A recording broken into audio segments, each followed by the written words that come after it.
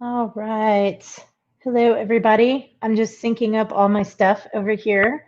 And yeah, I don't do all of this by memory, so I do have some notes here. So just give me just a second. I'm going to dig into my live feed here. Syncing up all right. So welcome, everybody. Day 3 of all this. I'm super excited. I'm glad that you're here with me. If you can join me live. If not, thank you for rewatching the recording. And we are going to talk a little bit today about how to keep your brand top of mind with your distributor or your wholesaler. And this is going to be great not only for brands that are already distributing or already aligned with distributors or wholesalers, but those that are thinking about doing it as well. I want you to kind of be prepared for what you're getting yourself into with all of this.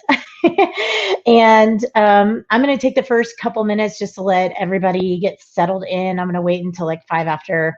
I'm going to talk about myself a little bit so you know a little bit more about me and what I do.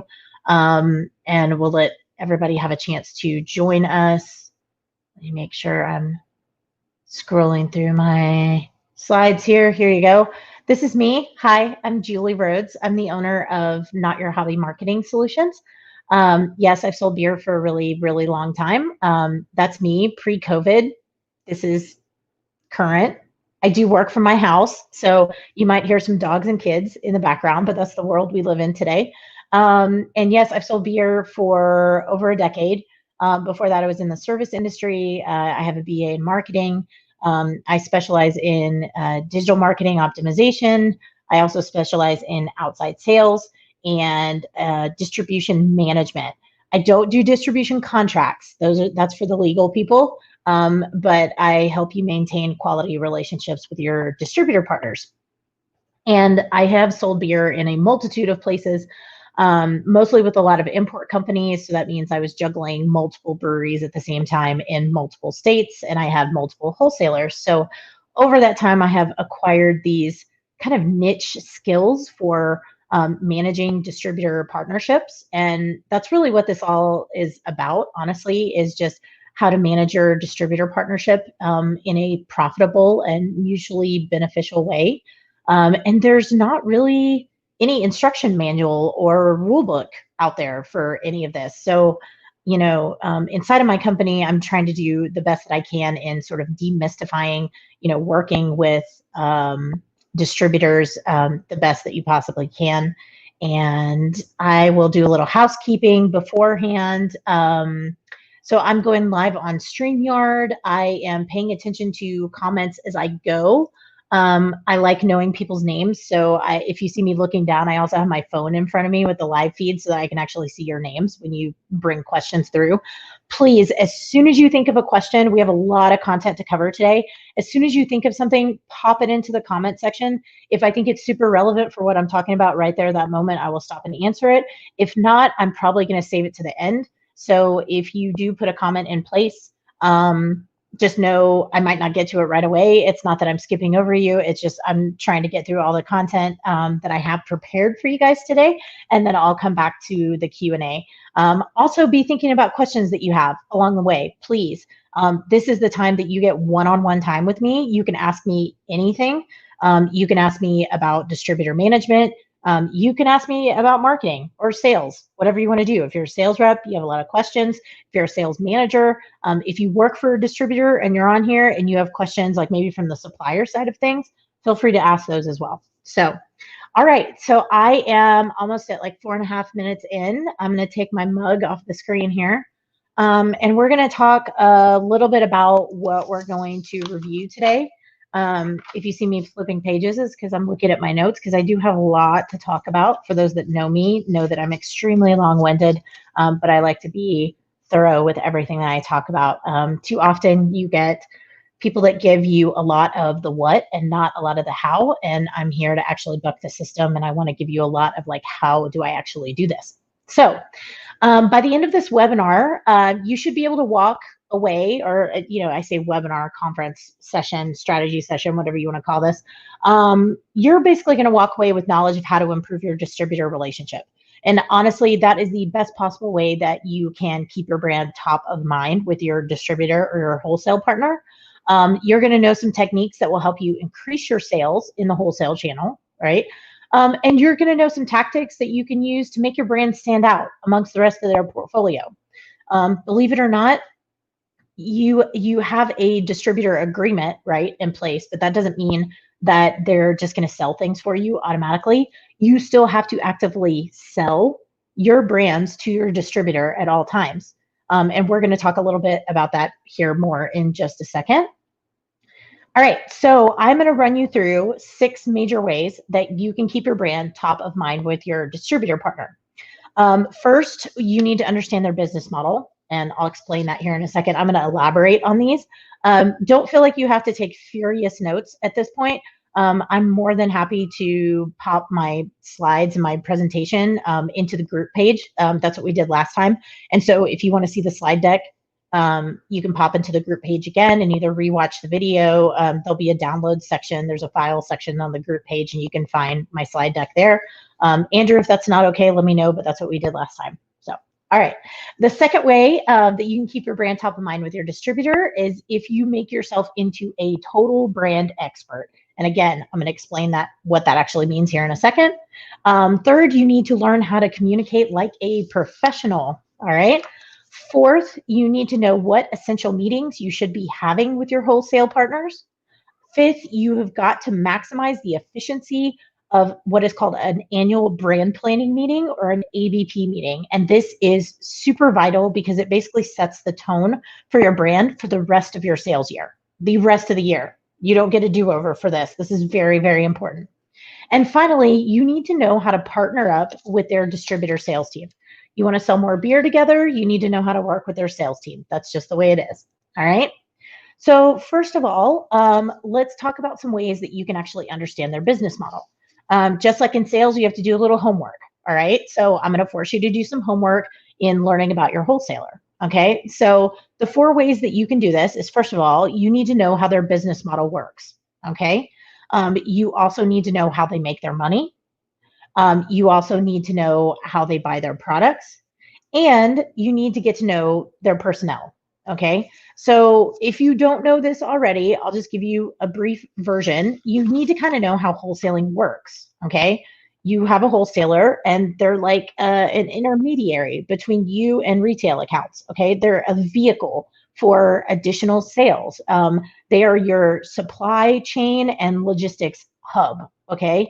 But at the same time, you're also gaining a sales team and you're also gaining additional marketing support. All the kind of headaches that you would have to take care of in self-distribution are being alleviated by aligning yourself with a distributor.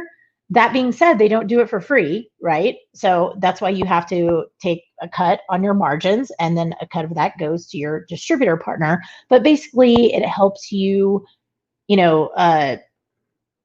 streamline things and get everything organized when you can't handle the weight of self-distribution if your sales are that high. Okay. The basic gist of this is that they order from you, they have somebody that picks up from you, your product goes to their warehouse, it gets put in their system. Their sales reps get notified about, hey, we have this beer to sell. Okay, great.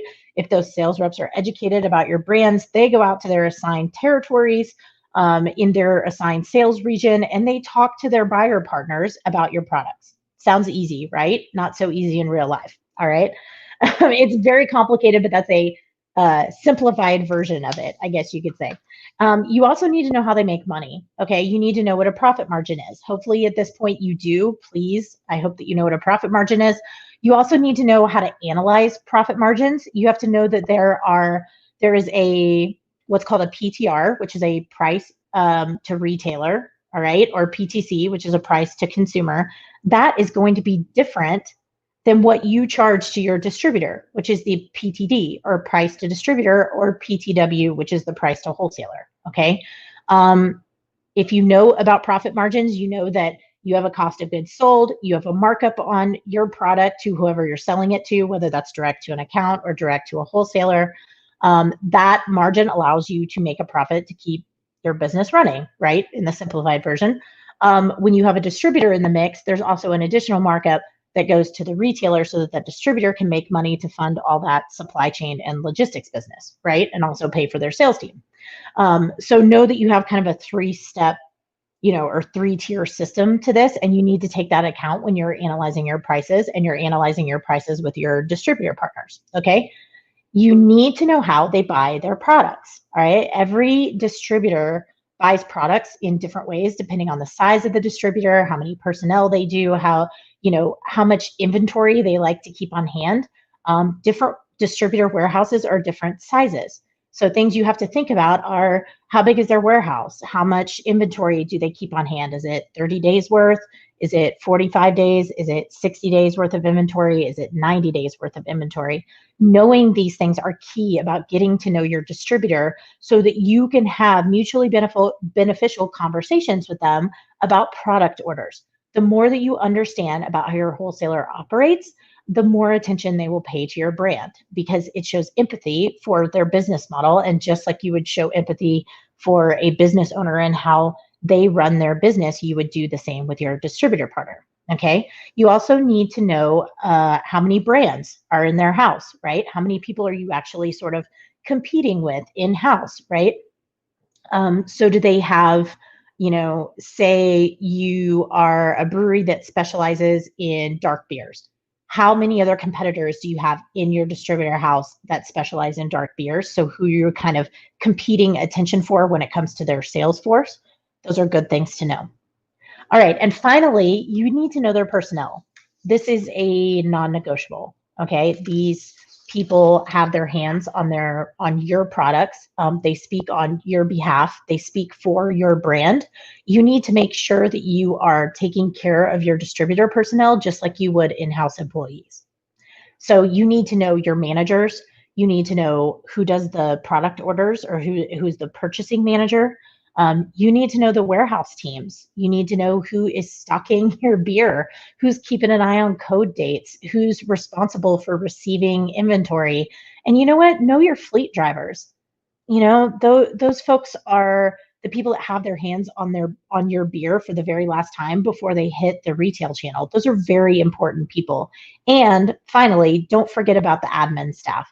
There are people that have to process all your POs, that process your invoices, that process your bill backs. Don't forget about those people. They are a vital part of your distributor structure. All right. Okay, so the second way that you can manage your distributor partner and keep your brand top of mind more is to be a brand expert in every way, shape, or form. All right, and there are certain ways that you can do this. I'm going to list off quite a few. First, you need to prove basically that you know a thing or two about our industry. All right, and that means that you can talk shop with your distributor. That means you can talk numbers. You can talk about, this is where it's important to know their business model. Can you just talk business with them, right? And it needs to be in a language that they understand. So just like in marketing, when you are thinking about your ideal customer and you're speaking to your ideal customer in a language that resonates with them, and so it makes sense and it clicks with their brain, you have to do the same thing for your wholesale partner, okay? You have to speak in a language that they understand, which means knowing things like pallet drop, PTC, profit margin, laid-in cost, line pricing, just things like that. There's kind of a jargon that goes around. So the more that you can speak that language, the better. And you need to have production knowledge. You need to know what's going on in our industry. You need to be able to talk about trends. You need to be able to talk about what's going on locally. All right. Second, you need to know your products in and out. All right. Back to front. You need to be able to spit out your pricing. You need to know all the attributes of all of your beers. You need to know what your core lineup is. You need to be able to talk about your production schedule or your production or release calendar. You need to be able to talk about your value propositions, okay? Sometimes you only get a few seconds with a person in upper management at your wholesaler, or even just a sales rep out in the market. You might not get a full work with day anymore. Maybe you just have a few minutes to make a great first impression or a great brand impression. You need to be able to talk about your unique selling propositions for your brand so that you can communicate to others that are selling your brand out in the market. That leads me to my third point. You need to know how to sell your products. Plain and simple, right? You need to know how to sell your own products out in the market, because leading into number 4, you need to know how to teach others to sell your products. These people are not mind readers. Distributors, sales teams, they're not mind readers. Wholesalers, they're not mind readers. Okay. You have to think about this like, if this was someone that didn't know my brand at all, how would I teach them to sell like I sell out in the market? That goes beyond product attributes, like ABV, malt content, hops, things like that, and getting into what are your benefits? What do you do better than any of your competitors? What do you do better than any other brewery out there? What is like your thing? What is the one thing that you do great and that you have a competitive advantage for, right? And what are the benefits of your products instead of just the features? Like instead of just rattling off things that might be on your sales sheet, they can read that. People can read that, right? But can you really dig in to give people a full blown sensory experience and teach them how to share and sell the experience of your beer instead of just talking about a bunch of features? All right. And then finally, you want to be prepared all the time. So what does this mean? You need to be on time for meetings. You need to be prepared with content and agendas for meetings. You need to be prepared for ride-along days or work with days out in the market. You need to be prepared with sales data, social proof, bits of information that benefit your distributor's business as well as your business so that you can work together more profitably. All right. So the next thing that you need to know is how to communicate like a professional. All right. And the point of this, honestly, the importance of communication is that the better that you can communicate with your target audience, the more you can sell. Plain and simple. That's just the best way that I can put it. So when you communicate like a professional with your wholesaler, they're going to take you seriously. They're going to trust you. Like I said, you have to sell to your distributor. So when you can communicate like a professional, it builds up that know, like, and trust factor that you would have with accounts. It builds rapport. And basically, they take you seriously as a supplier partner, right? So first, it shows commitment. It reinforces your intentions and in your commitment to actually doing better business with them and actually increasing your sales together. Okay. Second, it provides empathy and authority. It basically establishes you as an expert in your field, which is a big part of sales. If your distributor partner knows that they can trust your judgment and rely on you for expertise and guidance, that builds up the relationship more and therefore it gets you more attention for your brand. And finally, it helps you avoid conflict. Clear communication establishes clear expectations from the beginning so that people aren't assuming, oh, I'm a mind reader, I'm supposed to know what's going on, or your brand manager says like, well, how the hell am I supposed to know that because you never told me? That's because you aren't communicating properly.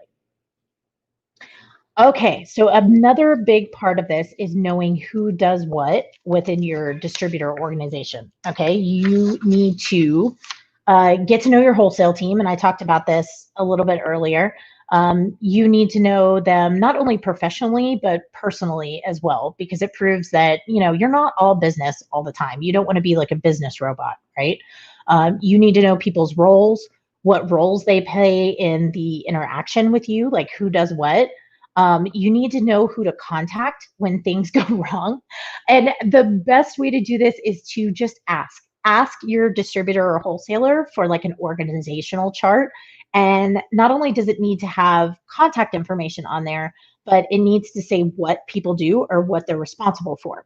So think about it. The example that I give all the time is say you're selling beer with your distributor partner and an account calls you and says, hey, our distributor just dropped off our order, but it's out of code beer.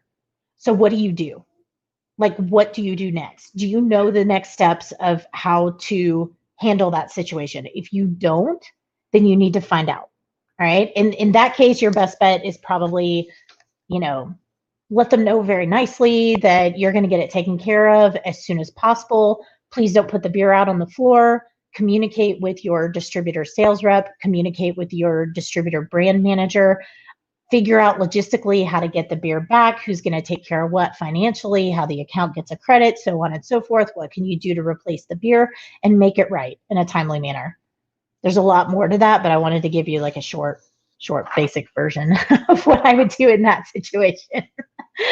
The second part of effective communication, like a professional, is to watch your timing. Okay. Know the flow of your wholesaler's business, right? That's another key thing in making sure that you're getting top of mind attention from your wholesaler. If think about it this way, most wholesalers, excuse me. Oh my goodness. Hang on just a second. I'm in Colorado and it is excessively dry here all the time. Most wholesalers usually meet with like their sales teams or something, just like everybody else does on like a Monday morning. So the last thing you want to do is try to contact your brand manager on a Monday morning out of the blue on the phone, right? You need to know the flow of their business. Also, when are they out in the market selling? When are they out in the market doing inventory? When are your orders coming in? When is a good time to talk with them? And when is a bad time to talk with them? Okay. Know when they have typical meetings, know their peaks and valleys of hours. And on a grander scale, know when it's a good time to launch products. The best example that I can give you for this is that distributors that I've worked with in the past, some of them are aligned with very large macro brands. Okay. Whether it's ABI, Miller, Molson, Coors, whatever it is. And there are some bigger, more high dollar brands that might take attention away from your brand at some point. That's going to happen with bigger wholesalers. It's not anything personal with you. It's mostly business. Okay. Unfortunately, that's the way it is. So, if you're aligned with a distributor that say is also distributing Guinness and it's around St. Patrick's Day and you decide, oh, I have a new release. I'm going to really promote my, beer during March because that's when it comes out. Be ready to take kind of a back seat to Guinness. That's kind of just the way things are. So having an awareness going 10,000 feet above where you are in your atmosphere, yes, they should be paying attention to your brand all the time. Is that how things actually work? Not so much, because you need to look at the whole business as like a giant entity and figure out what would be a good time to do things like sales pushes or product releases and things like that. And again, it goes back to communicating with each other so that you know what's going on at all times. So knowing when to launch new products and then knowing when to sell or push a little bit harder than normal. And then the last part of this is making sure that you have great channel etiquette. Okay. There are some people in the distributor channel that are higher level that you're going to have more formal communication with. You probably won't talk to them as often as you would sort of the casual folks.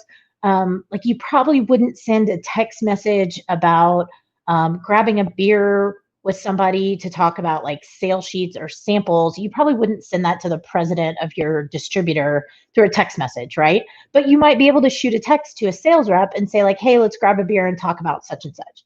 Just know that there's going to be people that you have to schedule like formal meetings way far in advance. As like a formal process, make sure you're copying the right people, make sure that you have agendas for whatever it is you're trying to accomplish. And then there's other people that you can just swing in on the fly, right? Send them a text message or give them a call and you don't have to worry about interrupting things. Just be very aware of that in your communication channels. All right, the next big thing that you can do to keep your brand top of mind is making sure that you're having essential meetings, okay? There are meetings that you are going to have all the time with your wholesale partner. But I don't want you to have meetings just for the sake of having meetings. Does that make sense? Hopefully it does. So some examples of these would be like meeting regularly with your brand manager, meeting with the person who does their product orders or purchase orders, maybe meeting with their marketing team or their pricing team or financial analyst to make sure that your pricing is on point. It could also be walking the inventory floor.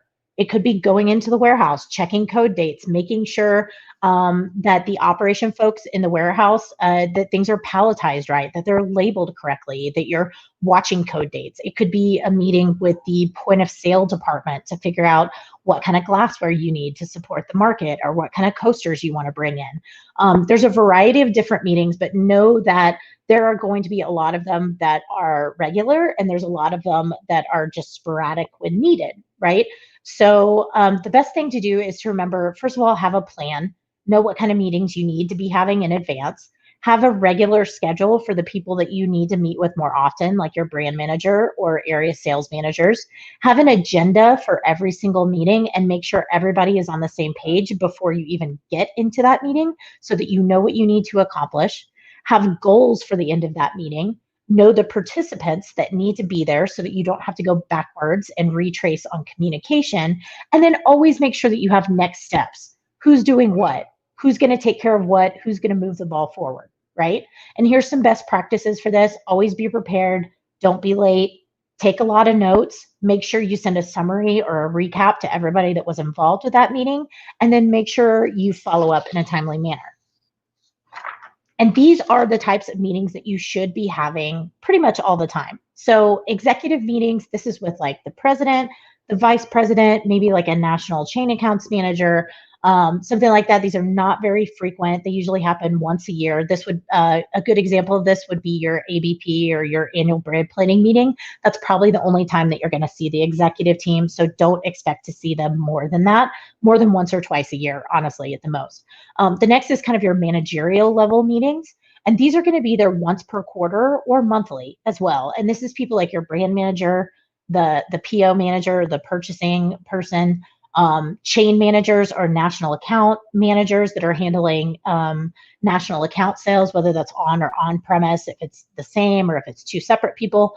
Your marketing folks, please meet with your marketing people at your distributor partner because it's your job to collaborate together to better promote your products together.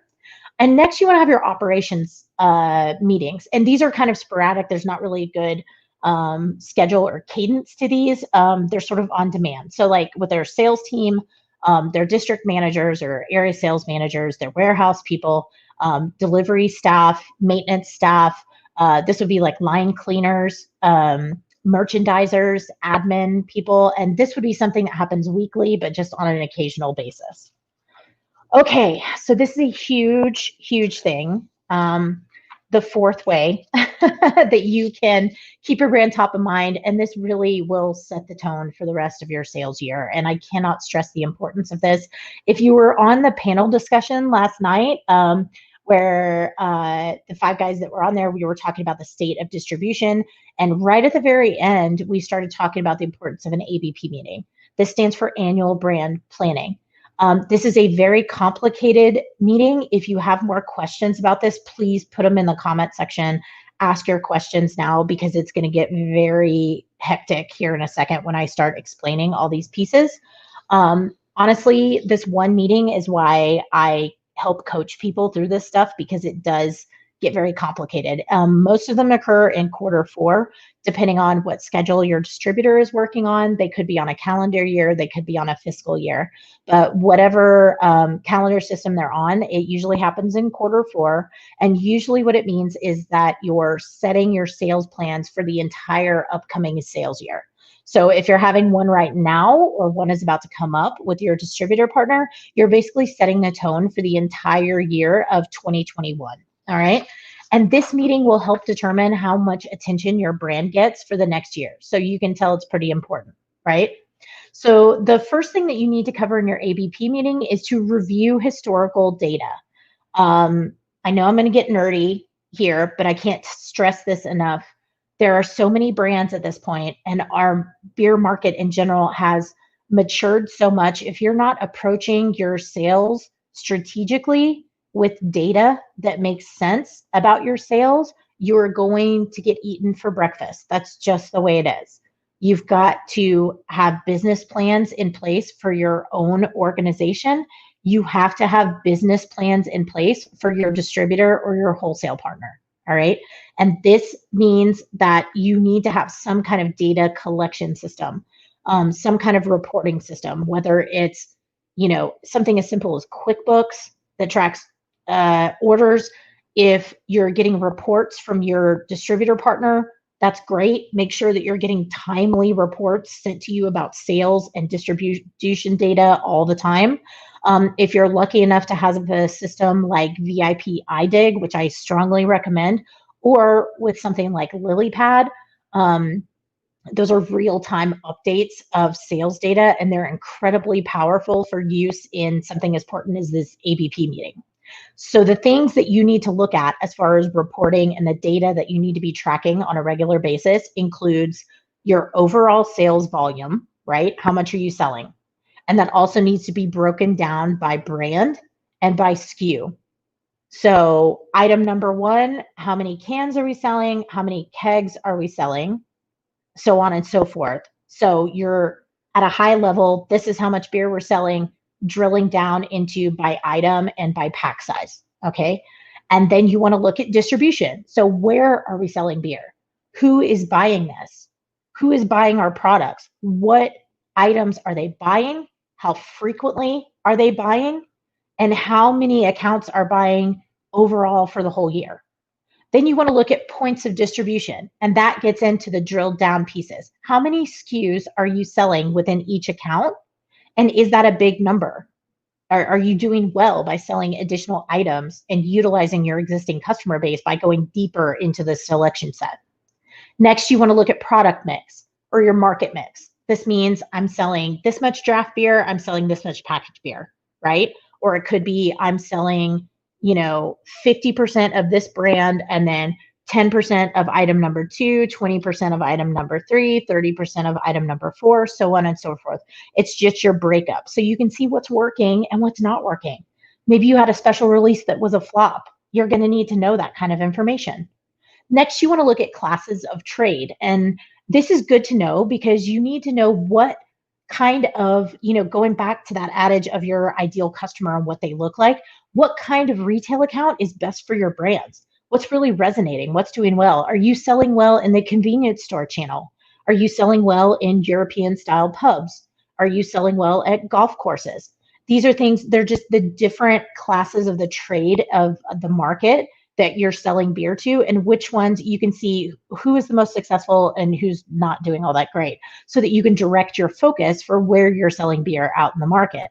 And finally, you want to do a SKU analysis. And what this basically means is that you take a look at what your distributor is carrying, right? You want to know what your accounts are carrying, but you also want to know what your distributor is carrying.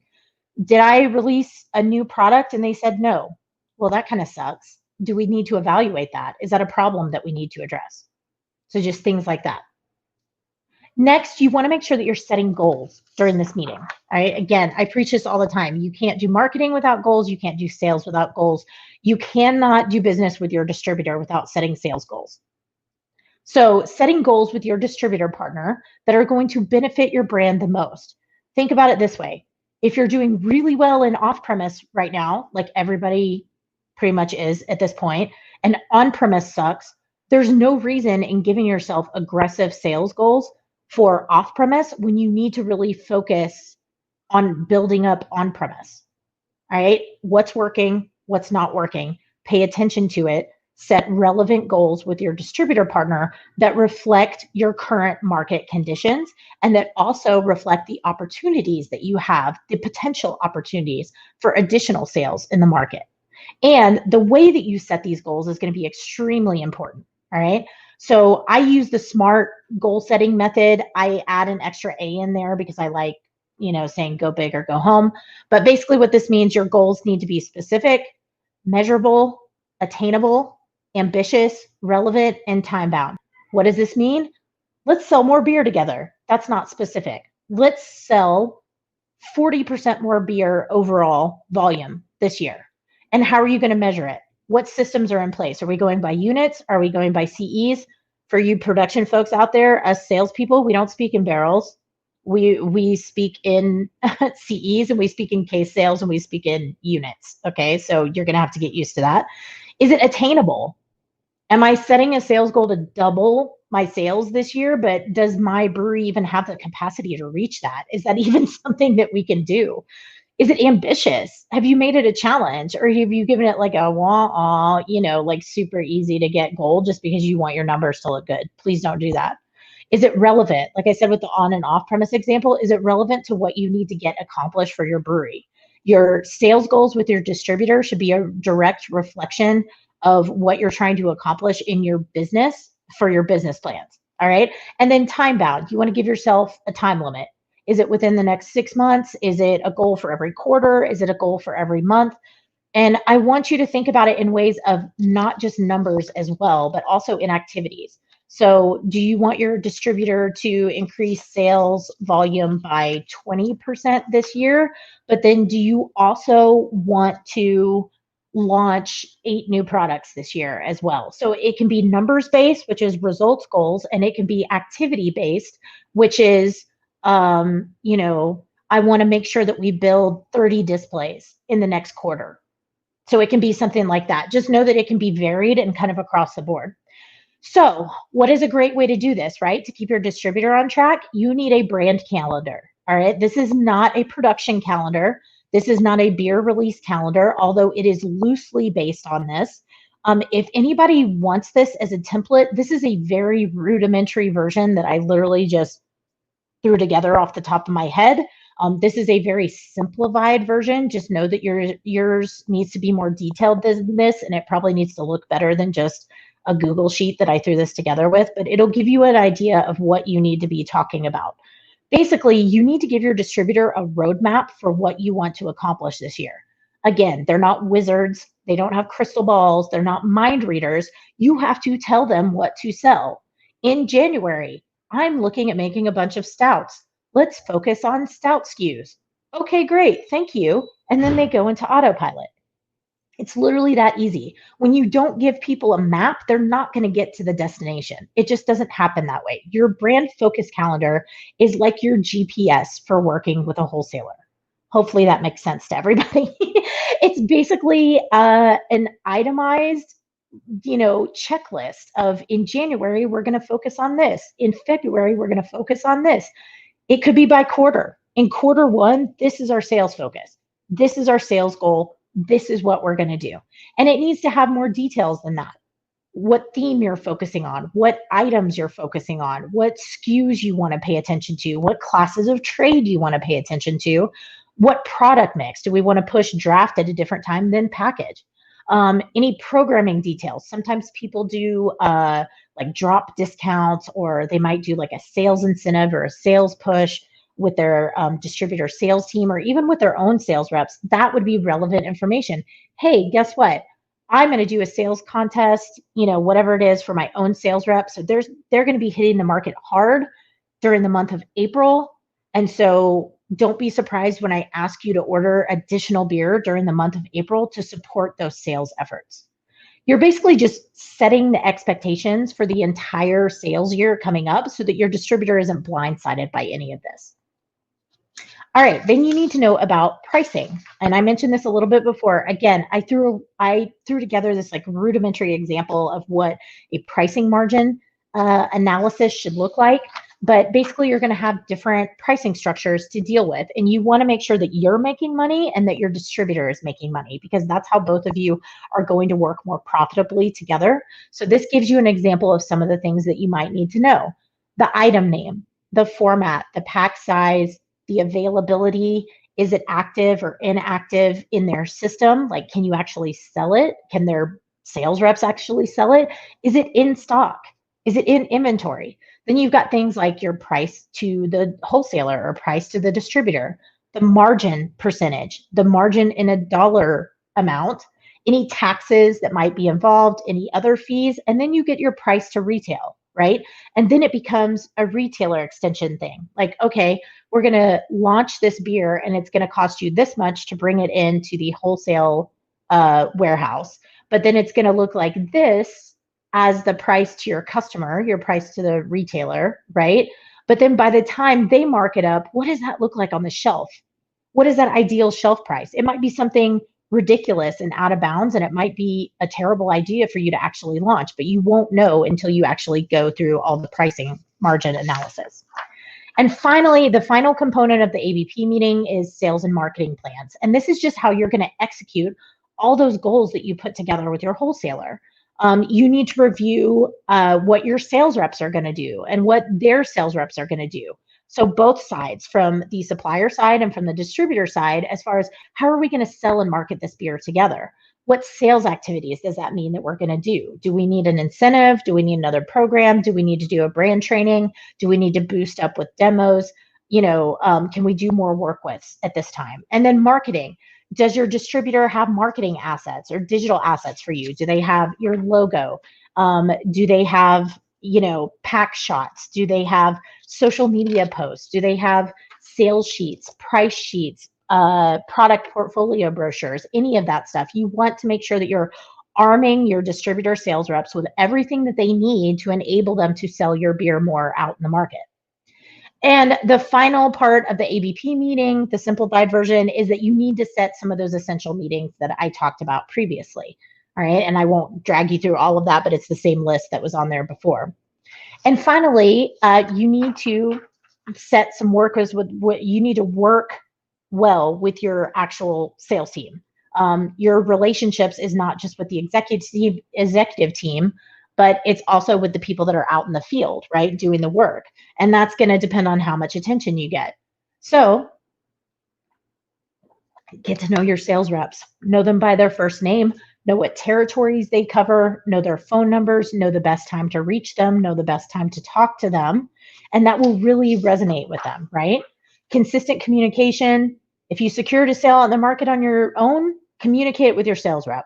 They're not mind readers. They don't know that you secured a placement. You need to communicate that.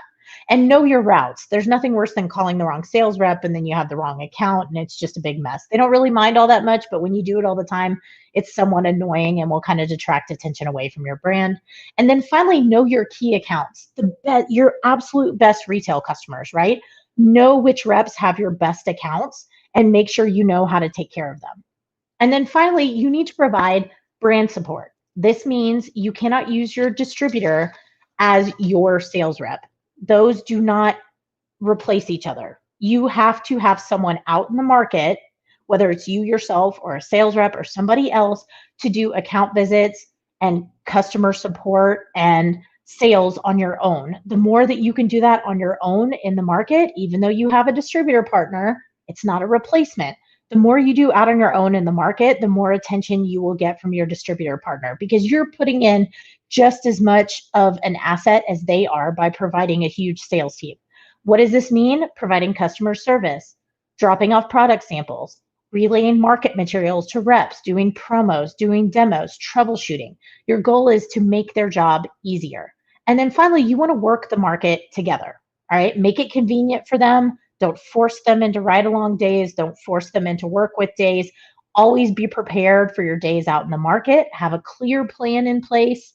Teach them about their brand, about your brand. Teach them how to sell your brand and take advantage of their market insights. All right. They know their customers better than anybody. They know their buyers better than anybody. Stop talking so much and listen to their input.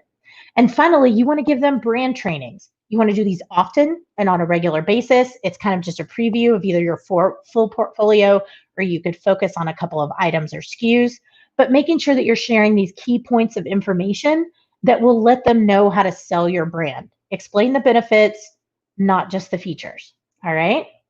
And that, my friends, is it. I know that was a lot. Thank you for sticking with me. I think I went a little long, but I think we're okay. So now, feel free to fire away with your questions in the comments. I don't see anything right now, but if you just want to go ahead and put stuff in there, if anybody has questions or commentary, let me know. I would love it if you would consider building up the business side of your brewery or production facility during this time. I think it's a really important time to get stuff done, especially because we're in Q4. I do offer free one-on-one, like 1-hour consultations with pretty much anybody who just needs a little bit of help on the sales, marketing, and distribution side. If you mention CBP to me, this group or this conference or any of these events, or if you come and see me in the virtual trade show, I'm in booth 16. I'm going to head over there right after this. You will get 10% off any of my digital courses. So I have a learning library online where you can buy online courses if you don't want to deal with me directly in sales, marketing, social media marketing, handling distributors, managing sales teams, things like that. Or you can work with me one-on-one and getting 10% off my coaching programs is a pretty big chunk of a savings. So make sure you mention craft beer professionals. I would love it if you would shoot me an email or touch base with me or follow me on social media. I'm over at notyourhobbymarketing.com. I'm on social at notyourhobbymarketing. I'm not a Twitter gal, but I am on Instagram, Facebook, and LinkedIn. And you can email me direct, Julie at notyourhobbymarketing.com. I see crickets right now, or I hear crickets.